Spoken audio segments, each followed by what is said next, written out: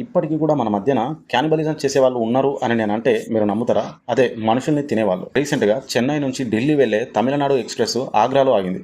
అయితే అందులోని ఒక జనరల్ బోగీలో ఒక రెడ్ కలర్ సూట్ కేస్ నుంచి గలీజ్ స్మెల్ వస్తుంది. చివరికి ఆ రెడ్ కలర్ సూట్ కేస్‌ను ఓపెన్ చేసి చూస్తే అందులో తల భాగం లేని ఒక మహిళ యొక్క బాడీ పార్ట్స్ ఉన్నాయి. పోలీసులు ఇన్వెస్టిగేషన్ స్టార్ట్ చేసిన తర్వాత అబ్జర్వ్ చేసి తెలిసిందేంటంటే చెన్నై సెంట్రల్‌లో ఒక పురుషుడు, మహిళ ఈ సూట్ కేస్‌తో ట్రైన్‌లోకి ఎక్కి ఆ ట్రైన్ బయలుదేరేటప్పుడు వాళ్ళిద్దరూ దిగిపోయారు. అయితే సీసీటీవీ ద్వారా వాళ్ళ కదలికలు గుర్తించిన పోలీసులు వాళ్ళు గుడువాన్చెరిలో ఒక అద్దె ఇంట్లో ఉంటున్నట్లు గుర్తించారు. తీరా ఆ ఇంటి లోపలికెళ్ళి చూసిన పోలీసులు షాక్‌కు గురయ్యారు. ఎందుకంటే ఆ ఇంట్లో ఒక పెద్ద పాత్రలో హ్యూమన్ బాడీ పార్ట్స్‌తో బిర్యానీ ప్రిపేర్ చేసి ఉంది. అయితే ఎవరైతే ఈ సూట్ కేస్‌ను రైల్లో వదిలేసి పారిపోయారో వాళ్ళు ఒడిషాకు చెందిన వాళ్ళుగా, అలాగే ఈ చనిపోయిన అమ్మాయి కూడా వాళ్ళతో పాటు ఉండేదని, ఆ అమ్మాయికి వెనక ముందు ఎవరు లేరని చెప్పి పోలీసులు తమ ఇన్వెస్టిగేషన్‌లో ప్రైమరీగా గుర్తించారు. మనం ఒకటి అబ్జర్వ్ చేస్తే ఈ మధ్య కాలంలో ఒక మనిషి ఎంత కాలం బతుకుతాడో క్లారిటీ లేదు.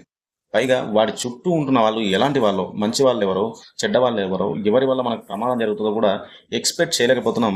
ఫైనల్‌గా ఎవరి ప్రాణం ఎప్పుడు పోతదో గ్యారంటీ కూడా లేదు. నువ్వు ఎంత సిన్సియర్‌గా బతికినా, లేదంటే నువ్వు మోసాలు చేస్తూ బతికినా